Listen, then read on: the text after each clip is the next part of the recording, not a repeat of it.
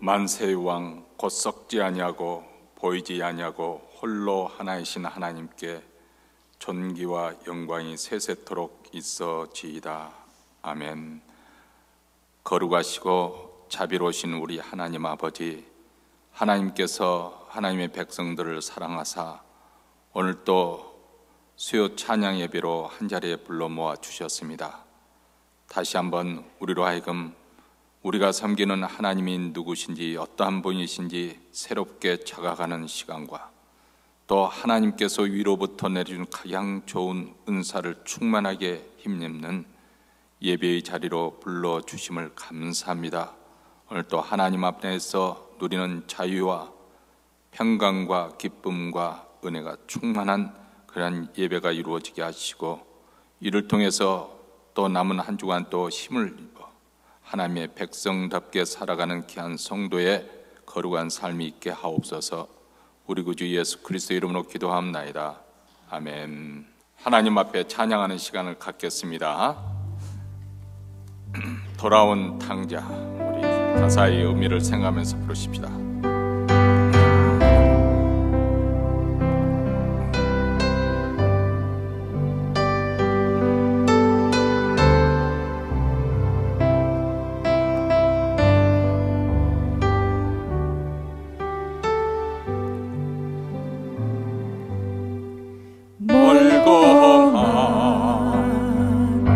이 세상 길 소망 없는 나그네 길 방황하고 헤매이며 정처 없이 살아왔네. 의지할 것 없는 이모 위로받고 살고 봐서 세상에 따라가라. 모든 것을 다 잃었네. 무거운 짐 등에 지고 쉴 곳 없어 옛처럼 뭐 쓰러지고 넘어져도 위로할 자 내겐 없었네. 세상에서 버림받고 귀한 세월 방황하라.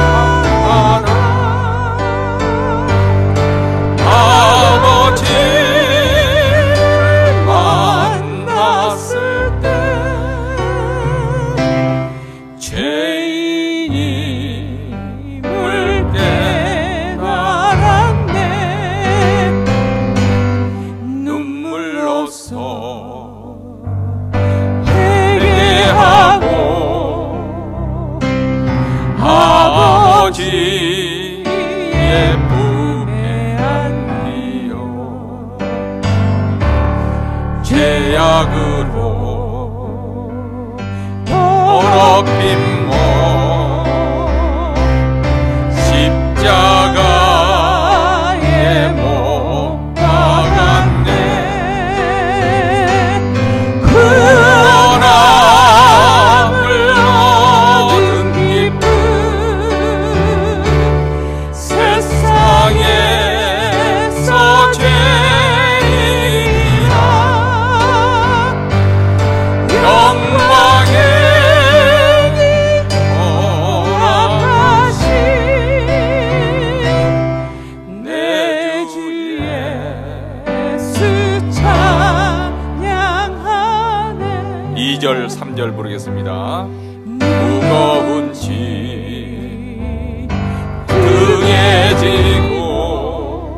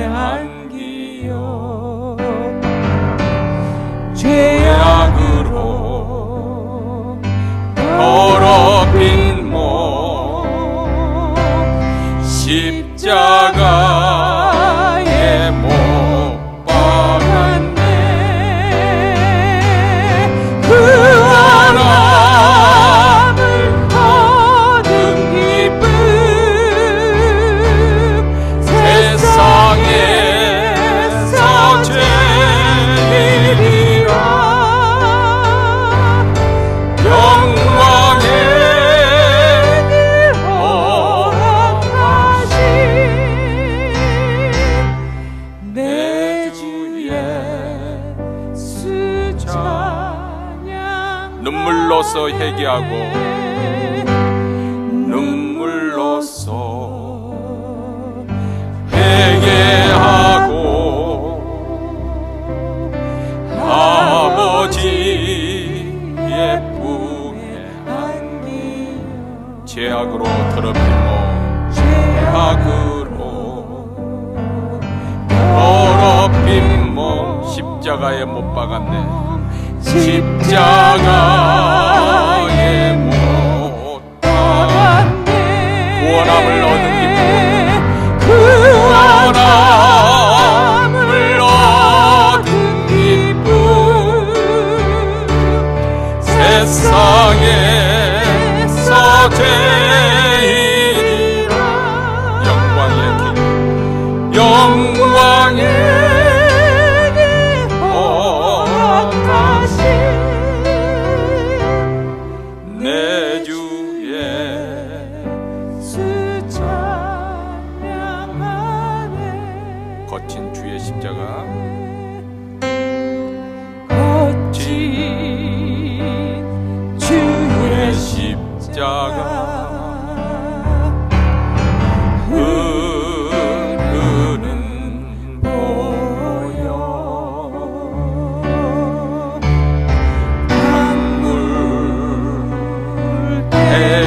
내 영혼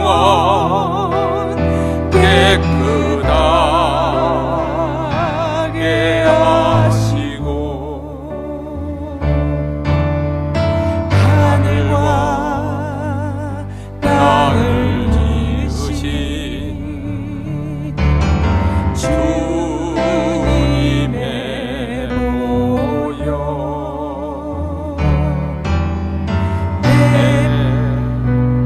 평생의 자랑은 주의 십자가로다. 주의 보혈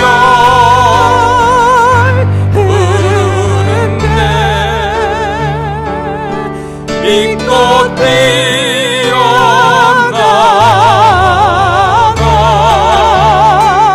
주의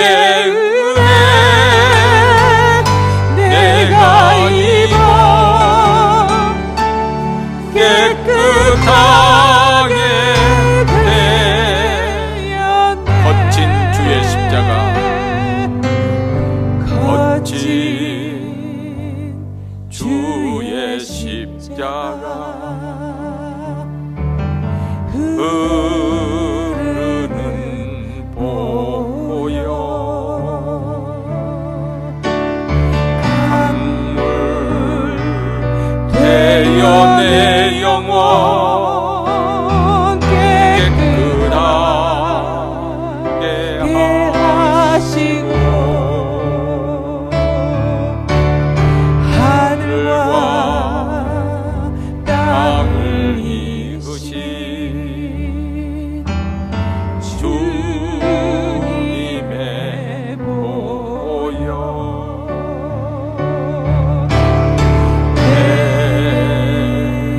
평생의 자랑은 주의 십자가로다. 주의 보혈 흐르는데 믿고 뛰어나가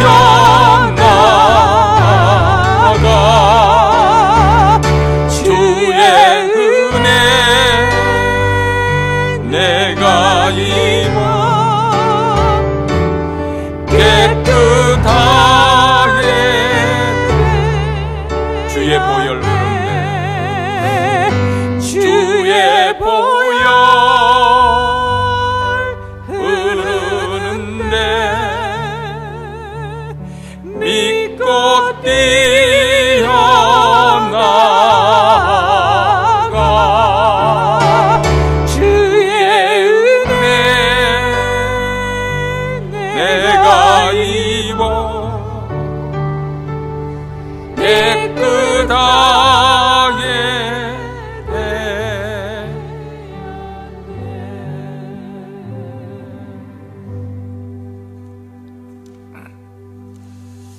하나님 말씀은 출애굽기 20장 14절 한 절입니다.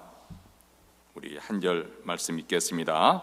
간음하지 말지니라. 지난 시간에 우리가 살인하지 말지니라 짤막한 한 구절인데 오늘 또 이어서 간음하지 말지니라. 우리가 십계명 하면 딱 떠오르는 구절이 바로 지난주 살인하지 말지니라, 간음하지 말지니라. 아마 이것이 가장 강렬하지 않을까 싶습니다. 물론 다른 구절도 다 소중한 구절이고 또 기억해야 될 구절이지만은 사람들 뇌리에 이 두 구절이 이렇게 박히지 않을까. 그만큼 이 죄가 미치는 효과가 크고 또 사람들에게 주는 인상이 강렬하기 때문에 그런 것이 아닌가 생각이 되어집니다. 이것은 윤리 도덕 차원에서 물론 우리가 살인하지도 말아야 되고 간음하지도 말아야 되고 거짓말하지도 말아야 되고 뭐 그러는 것도 있겠지만은 이스라엘 백성들이 가나안 땅에 들어가서 어떤 공동체를 이루고 살아야 할 것인가, 그런 차원에서 하나님께서 이 말씀을 주셨다는 것을 우리가 꼭 기억할 수 있게 되기를 바랍니다. 구약에서 이스라엘 백성들을 특별히 언약의 백성이라 그렇게 우리가 부르고 있는데, 하나님께서 그들을 하나님의 백성으로 선택하시고 그들과 언약을 맺어 주셨기 때문에 그렇습니다. 하나님께서 아브라함을 지명하여 부르시고 아브라함과 언약을 맺지 않습니까? 그리고 그 후손에게 하나님의 백성으로 불러주실 것을 약속을 하시는데, 애굽에서 노예 생활을 하고 있던 고통 가운데 있던 그들을 우리 하나님께서 구원해 주심으로 바로 하나님의 그 아브라함과 맺었던 그 언약을 확인해 주시고, 그리고 이제 이스라엘 백성들로 하여금 그들이 알고 있는 그들의 조상 때부터 믿어왔던 하나님이 누구신지를 이렇게 보여주셨습니다. 출애굽기 6장 6절과 7절 말씀 다시 한번 우리가 복습해 보도록 하겠습니다. 그러므로 이스라엘 자손에게 말하기를, 나는 여호와라. 내가 애굽 사람의 무거운 짐 밑에서 너희를 빼내어 그들의 노역에서 너희를 건지며 편팔과 여러 큰 심판들로서 너희를 속량하여 너희를 내 백성으로 삼고 나는 너희 하나님이 되리니 나는 애굽 사람의 무거운 짐 밑에서 너희를 빼낸 너희의 하나님 여호와인 줄을 너희가 알지니라. 여기서 계속해서 반복해서 강조하고 있는 중요한 내용은 내가 너희를 애굽에서 건져냈다. 그래서 내가 너희를 나의 백성으로, 하나님의 백성으로 삼아 주셨다. 이것은 신약시대에 우리에도 또 동일하게 적용될 수 있는 말입니다. 우리가 죄와 사망의 어두운 그 권세 아래서 소망 없는 삶을 살고 있었습니다. 그 결국은 멸망입니다. 우리가 예수를 믿지 않았을 때 그 삶이라고 하는 것은 내가 뭐 어떤 것을 세상적으로 성취해보고자 하는 그런 열망이 있었고 또 노력도 하고 그랬었지만은 결과적으로 보면 다 부끄러움의 열매, 죄의 열매, 다 허망한 것이죠. 그런데 하나님께서 예수 그리스도 그 피로 전격적으로 우리를 구원해 주셨습니다. 구속해 주셨습니다. 그래서 우리로 하여금 이 어둠의 권세 그 땅에서 그 영역에서 살지 아니하고 이제는 빛의 나라로 하나님의 은혜의 왕국, 하나님의 아들이신 예수 그리스도의 왕국으로 우리를 옮겨 주셨어요. 다시 말하면 우리의 신분이 달라진 거예요. 목사님 저는 예수를 믿어도 뭐 그렇게 하나님 자녀가 되었다고 하는데 뭐 달라진 것이 없네요. 물론 우리 삶 속에서 뭐 예전에 뭐 했던 것을 갑자기 그냥 끊어지고, 예를 들어서 술 담배가 전부가 뭐 큰 죄는 아니지만 어쨌든 그런 것이 갑자기 떨어져 나가고 뭐 삶의 변화가 일어나고 뭐 세상적으로 복을 받고 막 그런 정적적인 어떤 변화가 일어나야 되는데 뭐 달라진 거 없는 것 같은데요. 그렇지 않습니다.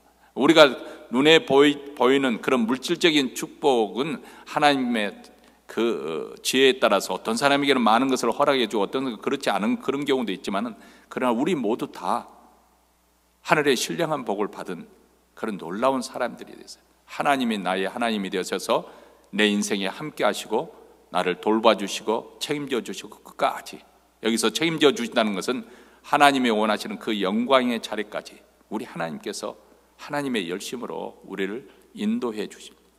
그렇기 때문에 사실 예수 믿는 것은 어떤 의미에서는 고달픕니다.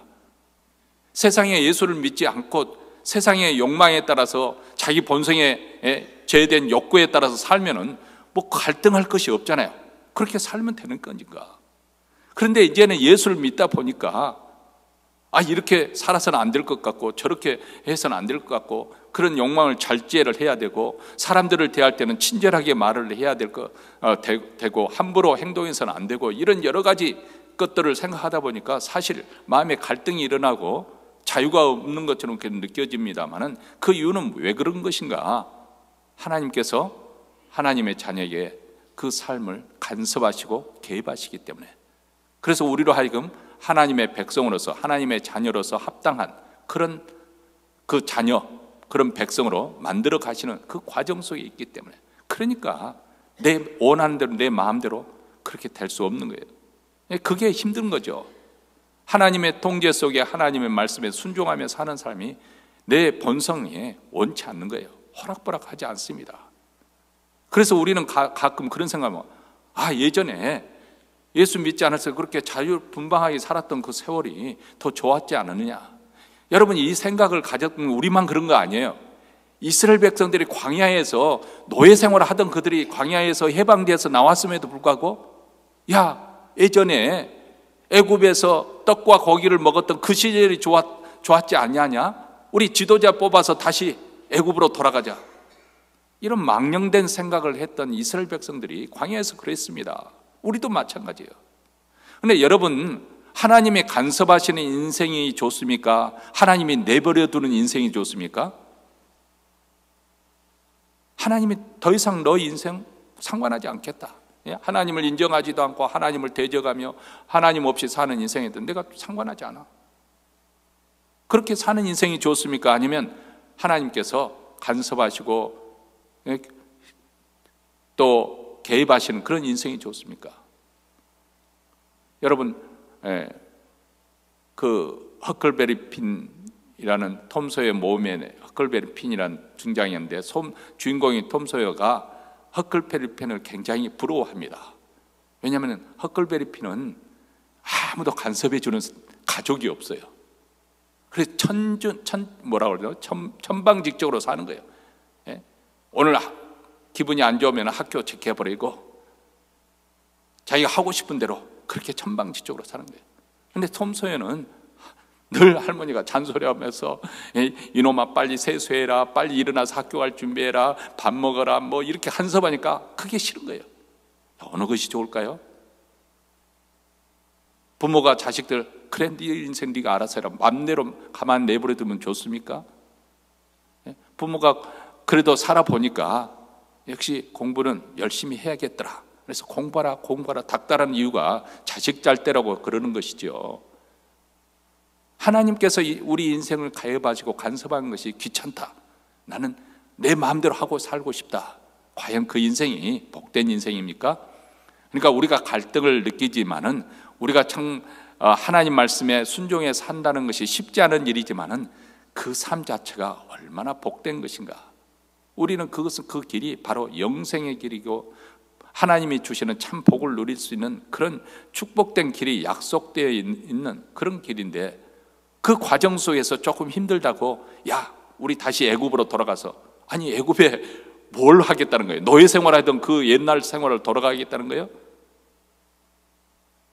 그 뼈 빠지게 노동하고 학대를 받고 그러다가 빵 한 조각 먹고 또 고기 한 조각 던져주면 먹고 생선 한 조각 먹고 그 시절이 좋다는 거예요?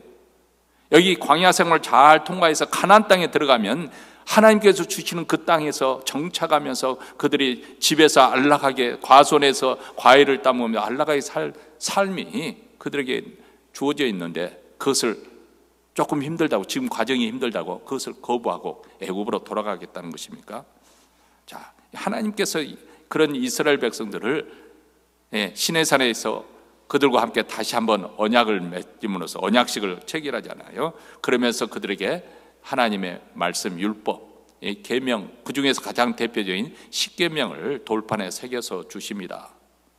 이 십계명은 하나님의 거룩한 성품을 나타내주는, 그리고 하나님의 앞으로 너희들 하나님의 백성이 되었으니까 어떤 공동체를 이루고 살아야 할 것인가 하는 것을 보여주는 것입니다. 그래서 제1계명부터 4계명까지는 하나님을 어떻게 경외하면서 사랑하며 살 것인가?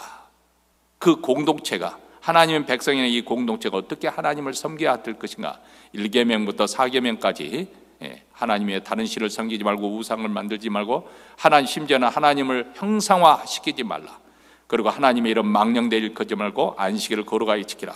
이것을 가르쳐 주시고 제5계명 내 부모를 공경하노부터 시작해서 마지막 탐욕, 탐심, 이웃 것을 탐심하지 말라까지 이제 사람과 사람과의 관계 속에서 어떻게 우리 살아야 될 것인가? 이것은 한마디로 말하면 이 정도 선에서는 너희들이 지키며 살아야 된다. 마지노선. 그 중에 한 가지가 지난주에 배웠던 것처럼 살인하지 말라. 근데 살인하지 말라 그래서 나 안 죽였으니까 됐습니다. 그것으로 그치는 것이 아니라 무엇을 말했습니까?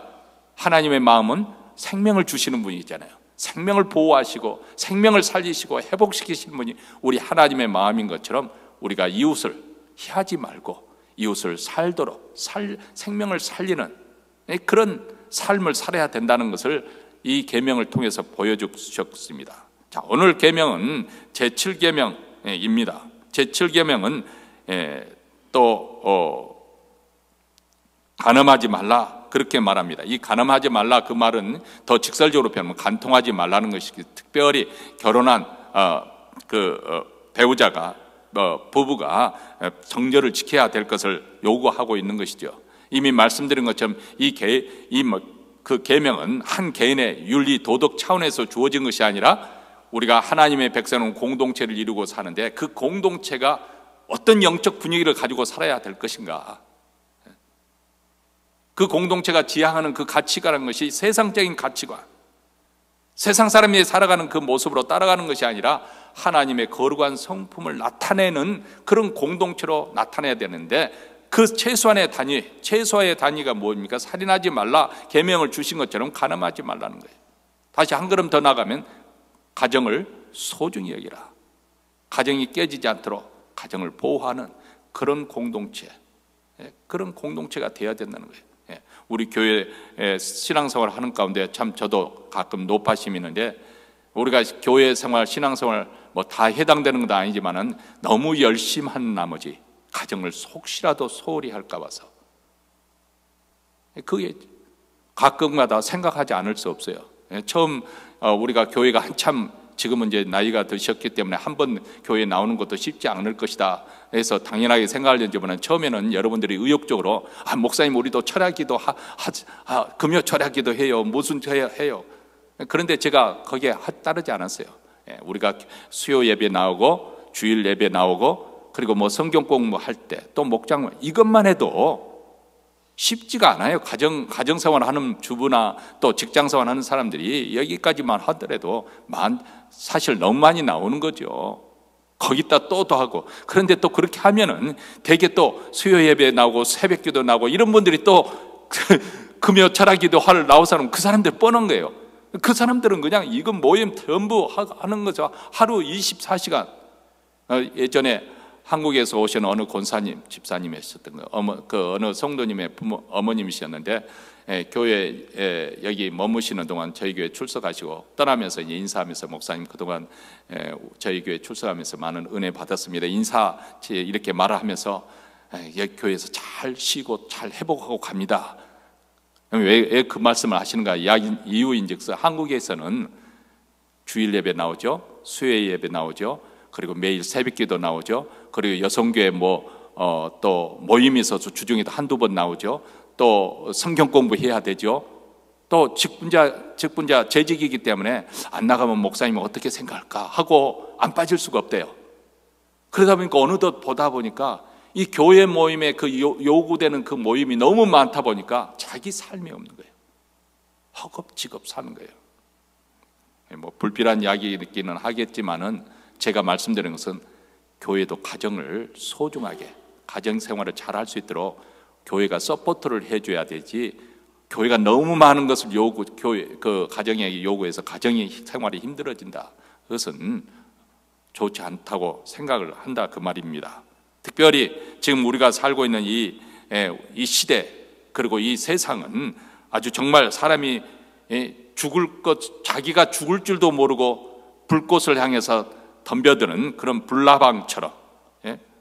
온갖 세상의 재미 쾌락에 그 미치도록 죽도록 추구하는 그런 사회가 되었습니다. 뭐 그냥 술을 마셔도 그냥 완전히 끝장을 보는 거죠. 그냥 자기 몸 해치는 줄도 모르고 그것이 뭐 그냥 순간적인 그 재미를 위해서 그냥 술을 왕창 마시고 그 마약이 자기 자신과 자기 가정을 얼마나 피폐하게 할 줄도 모르고 그냥 그 잠깐의 그 쾌락에 도취해서 그렇게 하고, 도박이라는 것이 정말 재산을 다 망가뜨리고 말아먹을 때까지, 처음에는 재미로 한두 푼 가서 재미로 하루 소일거리로 그렇게 시작합니다. 다들 여러분 LA 가보세요.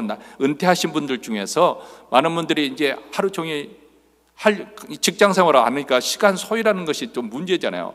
그래서 이제 라스베가스에서 버스를 대절해 주는 거예요. 그럼 그것을 공짜 타고 가면은 거기 가면 점심도 싸고 그러니까 또 뭐 먹을 것도 뭐 이렇게 제공되니까 뭐 푼돈 가지고 겁니다. 그러다가 점점 해서 나중에는 좀 돈 몇 푼 잃어버렸던 거 거기서 손을 딱 털고 그만해야 되는데, 이제 그것 좀 건져보겠다고 어떻게 덤벼들다가 나중에 결국, 물론 그 가운데는 또 나는 뭐 이번에 잭팟이 터져가지고 뭐 $10,000 땄다 이런 소리 들으면 나도 그러다가 자기 연금 다 말아먹고 집까지 날려버리는 그런 비참하게 되어버린 사람들 여러분 아주 많습니다. 아주 많아요. 우리가 생각하는 것보다 훨씬 더 많습니다. 이런 시대에 살고 있는데, 그 중에 가장 이 시대에 두드러지게 나타나는 것 중에 하나가 불륜을 미화하고 동성애를 드라마에 공공하게 나타내는 그런 시대에 우리가 살고 있습니다. 성이 아주 쾌락과 상품화되는데 이제는 간통을 죄로 뭐 그렇게 취급하지 않잖아요. 뭐 그거 가지고 더 이상 뭐 범죄자 것처럼 그렇게 하지 않잖아요. 자기 개인적인 일로 그렇게 사생활 문제니까 정부가 간섭하지 않는다. 법이 더 이상 그것을 가지고 뭐 간통죄가 성립되는 그런 사회가 아니지 않습니까?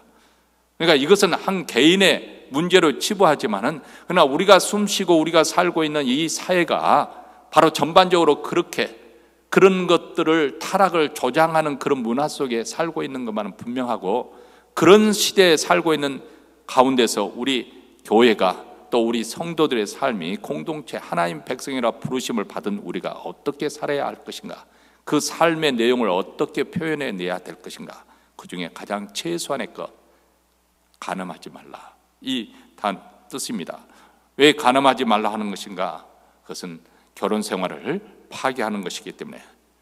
여러분, 결혼은 하나님께서 세우신 제도입니다. 인간이 시작한 것이 아니고 하나님께서 만드신 제도입니다. 창세기 2장으로 거슬러 올라가 보면 하나님께서 아름다운 동산을 만드시고 거기에 사람을 짓고 그 땅을 경작하도록 지키도록 그렇게 하였습니다.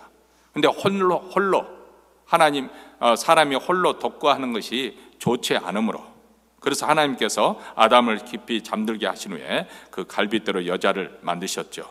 그러자 그 여자를 아담에게 끌어오니까, 그러니까 하나님이 중매하신 거죠. 중매쟁이가 되신 거죠. 하니까 아담이 사랑에 빠져 이런 고백을 합니다. 이는 내 뼈 중에 뼈요 내 살 중에 살이다. 남자에게서 취하신 여자라 부르리라.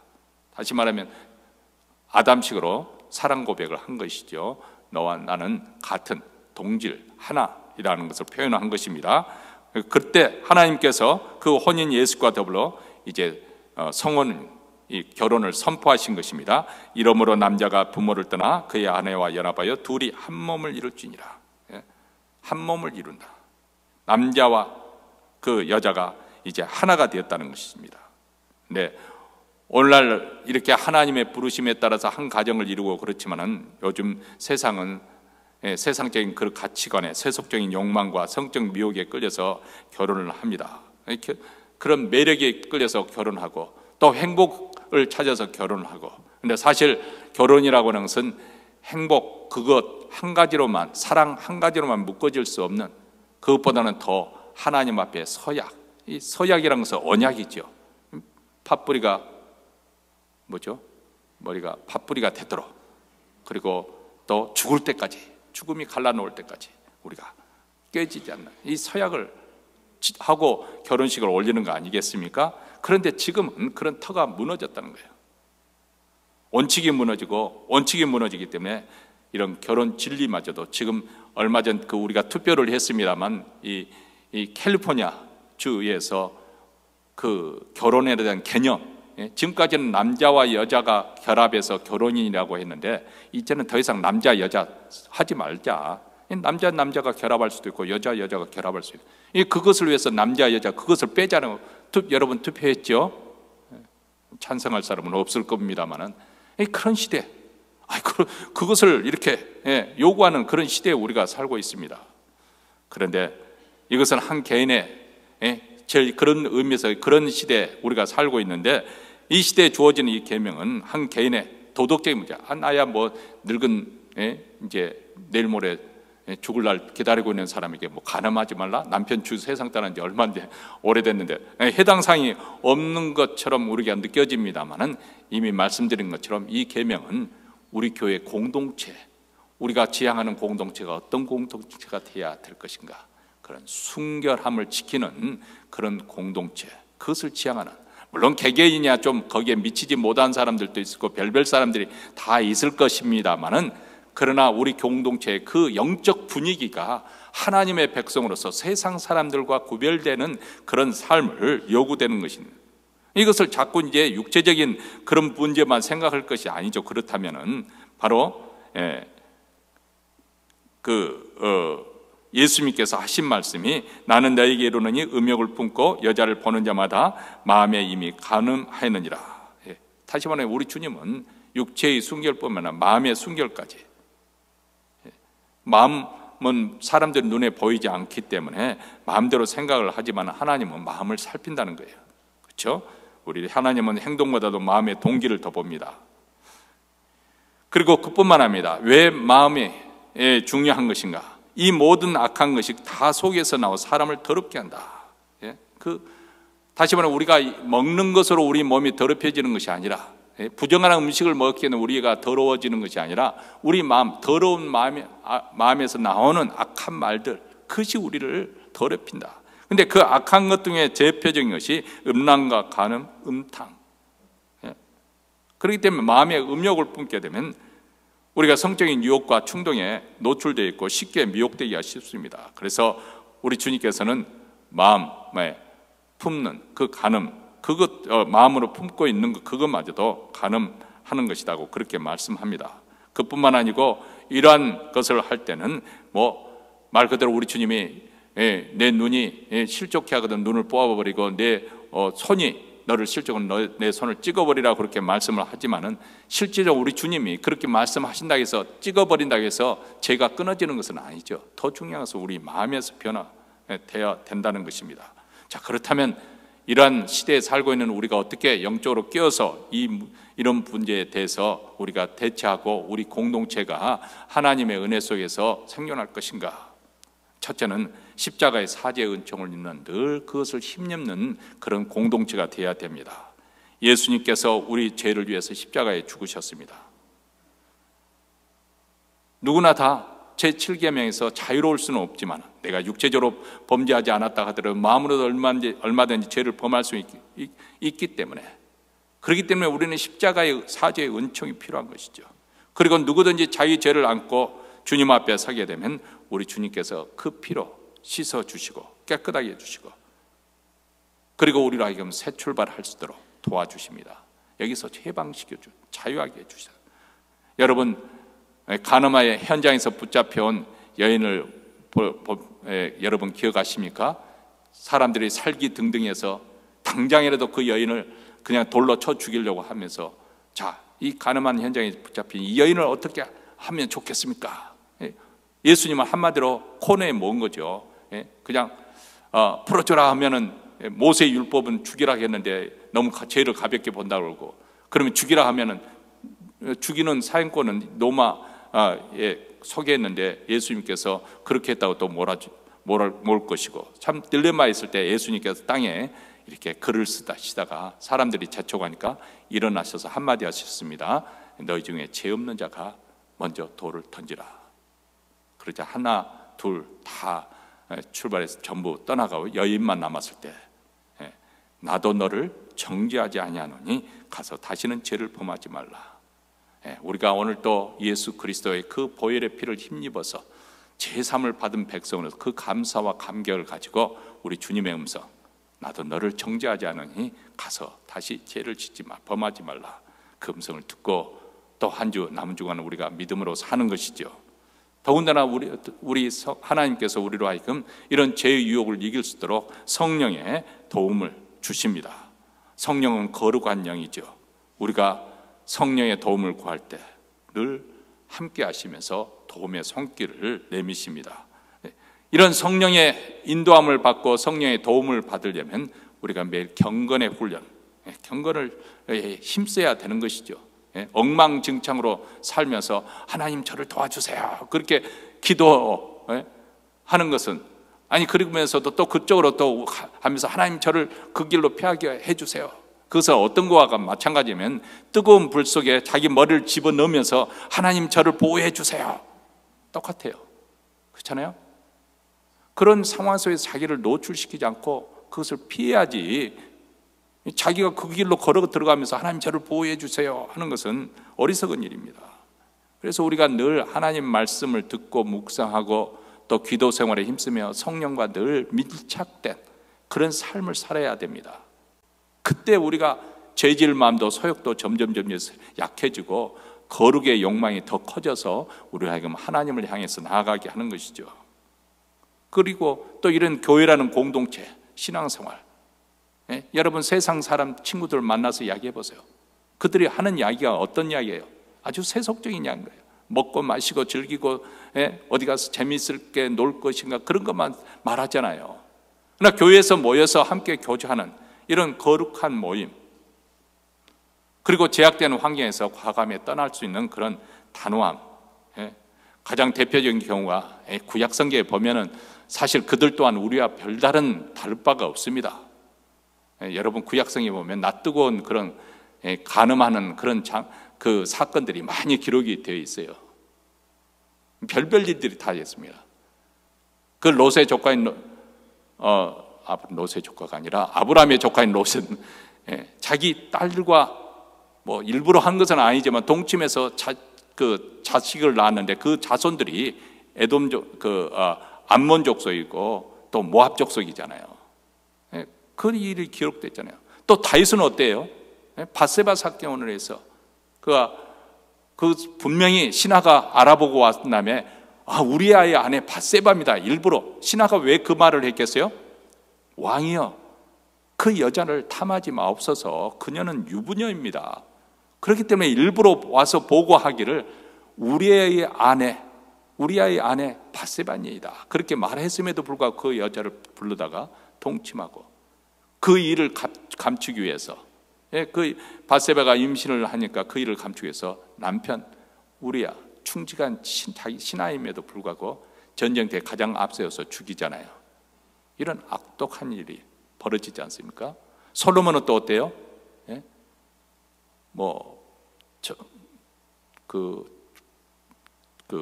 처가 300명이고 첩이 700명이 있던가요? 하여간 그랬잖아요.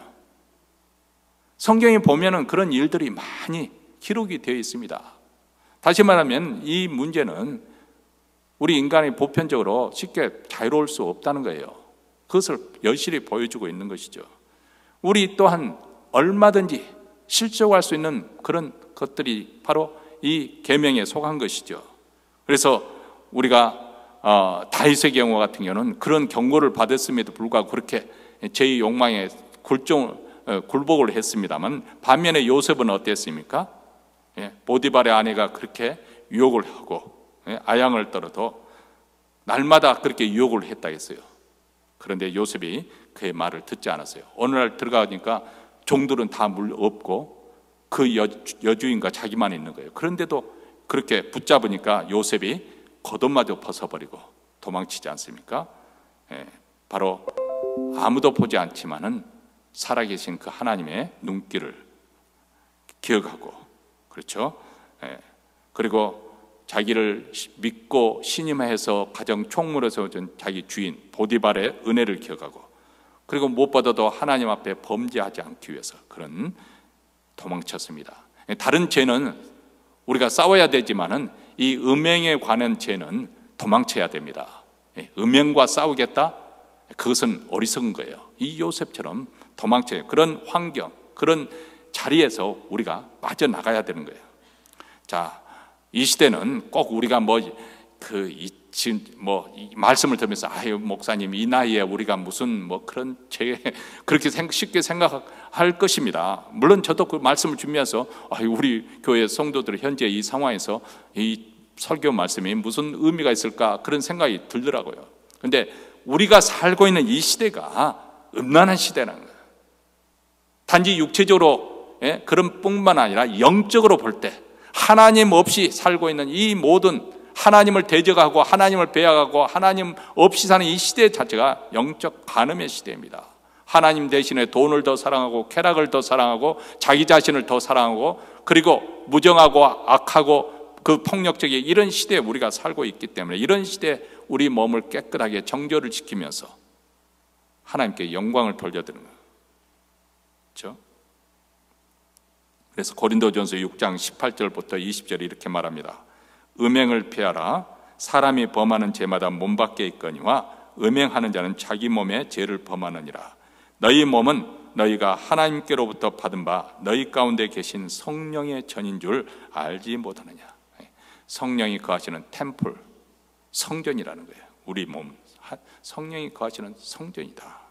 너희는 너희 것이 아니라 값으로 산 것이 되었으니 그런즉 너희 몸으로 하나님께 영광을 돌리라. 자, 이런 자각, 깨달음 속에서 우리가 함께 섬기는 공동체가 순결함을 지키고 거룩을 지향하고 세상의 그런 타락된 문화가 교회 안에 들여오지 않도록 우리 각자 한 사람 한 사람이 그것을 자각해야 되고 그런 공감대가 이루어질 때 저런 일은 우리가 삼가해야 되지. 우리 모두 다 알게 모르게 그런 공감대, 우리 교회는 이런 정도의 삶을 살아야 된다는 어떤 누가 그렇다 해서 너 당신 죄인이요 죄를 지적하고 그리고 정죄하고 그러는 것이 아니라 벌써 우리 교회 공동체 하면 그런 죄질 마음을 감히 갖지 못하는 그런 일들이 용납되지 않는 그런 영적 분위기가 우리가 있어야 된다는 거죠. 그러려면 우리 모두 다 각자 껴 있어야 되겠죠. 그런 공동체가 세워지기를 위해서 우리가 힘써야 할 것입니다. 기도하십시다. 이 시간 우리 합심해서 통성으로 기도할 때 하나님 이 시대가 참으로 탐욕과 또 음란과 거짓과 부패와 부정과 불의한 일이 흘러넘치는 홍수처럼 범람하는 시대입니다. 이러한 시대에 우리가 어떻게 우리 육체를 온전히 거룩하게 지키며 또 우리 영혼이 온전히 주님께 구별된 그러한 거룩한 삶을 살 것인지 오늘 말씀을 통해서 다시 한번 우리가 다짐하며 성령의 도우심을 힘입어서 거룩에 힘쓰는 성도의 삶이 되게 하옵소서. 모든 음란하고 거짓된 것을 멀리하게 하시고 그리고 하나님의 거룩을 추구하고 거룩하게 힘입기를 위해서 소원하는 우리 자신이 될 수 있도록 또 우리 가정이 하나님 이런 음란이 침입하지 못하도록 특히 우리 자녀들이 그리고 우리 또 손주들 그들의 결혼 생활에 있어서 하나님이 음란이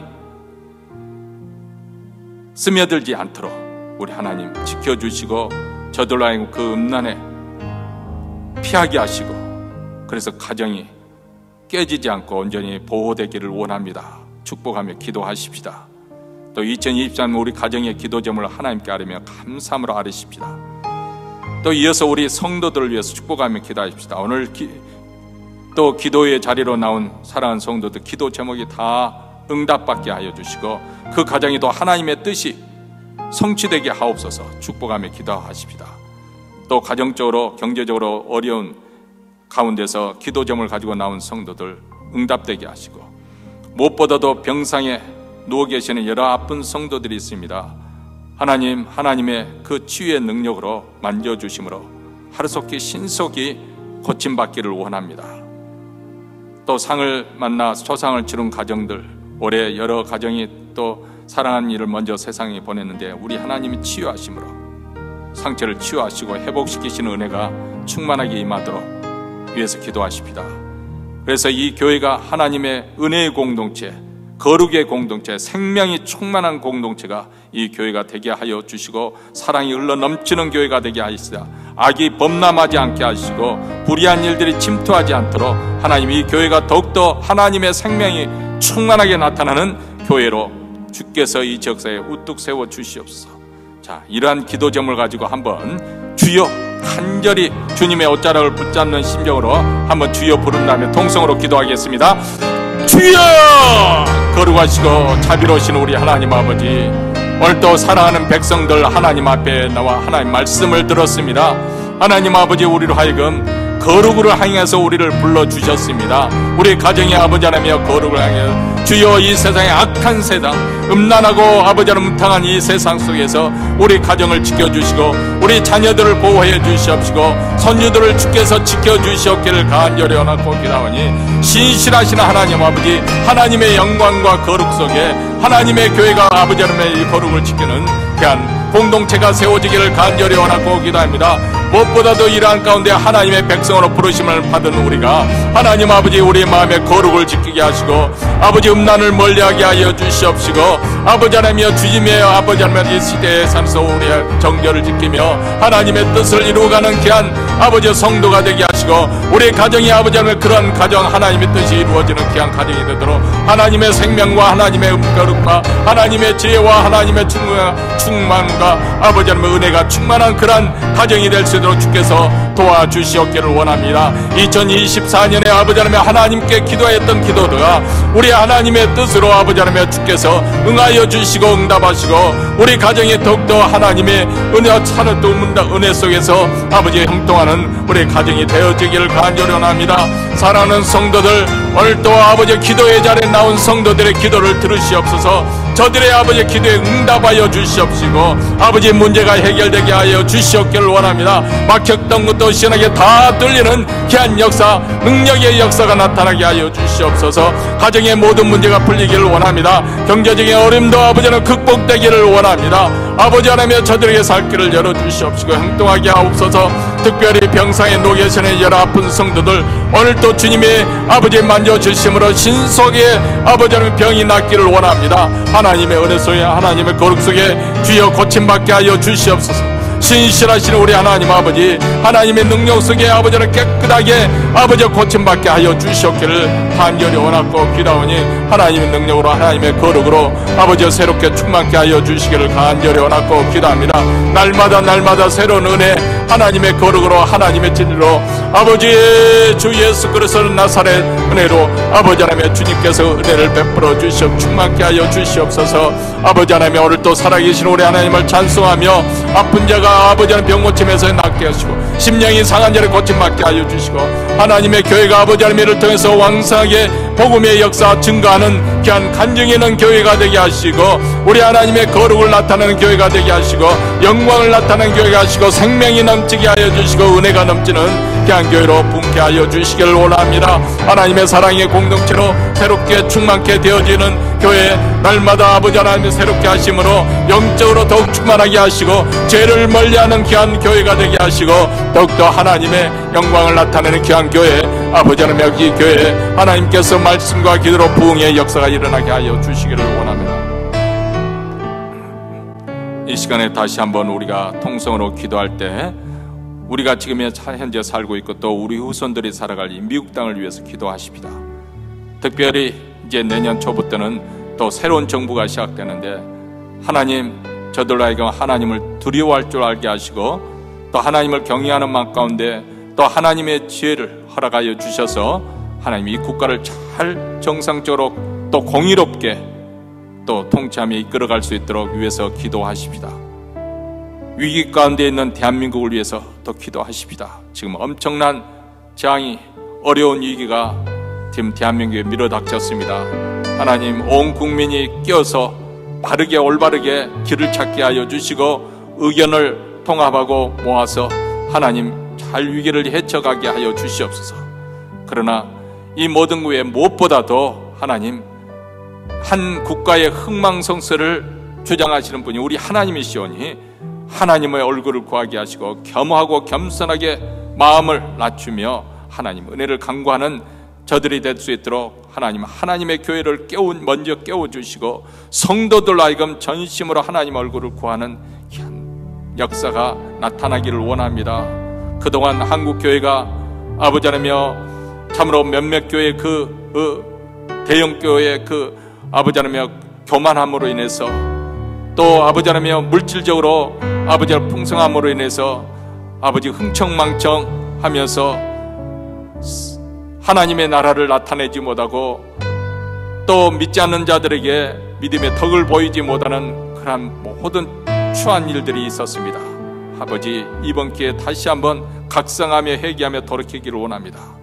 이러한 기도점을 가지고, 또 추운 날씨가 이제 겨울이 되었는데 굶주리면 더 추위를 느끼게 됩니다. 우리 북한 동포들을 위해서, 가난한 자들을 위해서 기도하십니다. 하나님의 긍휼하심이 그곳에도 함께하도록. 이러한 기도점을 가지고 다시 한번 통성으로 기도하겠습니다. 자비로우시고 은혜로우신 하나님 아버지, 이 시간은 국가와 민족을 위해서 기도합니다. 특별히 우리가 살고 우리 후손들이 살아갈 미국 땅을 하나님 아버지 주께서 돌아봐 주시기를 원합니다. 내년부터 새로운 정부가 또 들어서서 시작을 합니다. 하나님 아버지, 하나님의 들을 경외하는 그러한 두려워하는 마음 가운데 공의로 행하게 하여 주시고, 생명을 살리는 정치를 하게 하여 주시고, 하나님의 아버지의 공의가 온 땅에 퍼져 고루고루해서 억울함이 없어지는 그러한 나라 통치가 이루어질 수 있도록 하나님 모든 위정자들에게 각성하는 마음을 주시옵기를 원합니다. 하나님의 지혜 가운데 아버지 이끌어 주시옵기를 간절히 원하고 기도합니다. 하나님 아버지, 지금 이 위기, 대한민국이 이 위기 가운데 있습니다. 위태한 중에 있습니다. 하나님 아버지, 이 어려운 국중에 우리 하나님 온군의 국민들의 마음을 하나로 모으시고, 아버지 저들 하여금 살 길을 찾고 아버지 지혜를 모아서 하나님의 뜻을 구하며 하나님의 맛 가운데 하나님의 올바른 거에 아버지 이끌어 주시기를 원합니다. 인간 한 민족과 한 나라의 흥망성쇠를 아버지를 주장하시는 하나님 아버지, 대한민국을 불쌍히 여겨 주셔서 이 위기를 잘 극복해 갈 수 있도록 도와주시고, 이를 위해서 아버지라며 대한민국의 모든 교회들이 아버지라며 회개하며 주께 겸허하게 하나님의 얼굴을 구하며 하나님 앞에 돌아오는 부흥의 역사가 일어나기를 원합니다. 하나님 겸손하게 하옵소서. 대한민국의 그동안 아버지의 부자가 되어서 아버지 마음이 교만해지고 아버지를 쾌락주의 되고 만능되고 가난한 자를 무시하며 북한 동포의 동족애를 상실해버린 채로 하나님의 흥청망청 되었습니다. 이 모든 제약들을 아버지 다 믿는 자들이 아버지라며 먼저 던져버리게 하시고, 겸허하고 겸손하고 아버지 가난한 자, 아버지 굶주린 자, 소외된 자들을 돌아보면서 하나님의 백성으로서 할 바를 자금을 다 감당할 수 있도록 우리 하나님 도와주시옵기를 간절히 원하오니 주여 불쌍히 여겨 주시옵소서. 하나님 은혜의 역사 이루어 주시옵소서. 우리 찬양하겠습니다. 주의 피로 이룬 샘물 참 깊고 높도다. 주의 피로 이룬 샘물 참 깊고 높도다. 구원하는 그 신능력 다 찬송할지라. 찬송하세 주의 보혈 그 샘에 지금 나아가 죄의 깊이 빠진 이 몸 그 피로 씻어 맑히네. 죄악 세상 이 길로 거룩한 길 가는 나의 마음 성전 삼고 주께서 계시네. 찬송하세 주의 보혈 그 샘에 지금 나아가 죄의 잎이 빠진 이 몸 그 피로 씻어 맑히네. 주 예수를 깊이 아는 놀라운 그 은혜 하늘나라 즐거워